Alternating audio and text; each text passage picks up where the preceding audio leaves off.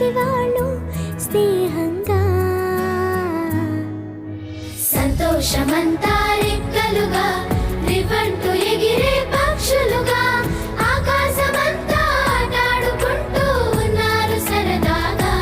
ఒకరేమో సీను ఒకరేమో చున్ను కలిసారే ప్రాణంగా కురిసారే వర్షంగా. పాటేమో సీను ఆటేమో చున్ను ఒకటై ఎదిగారే మధురంగా.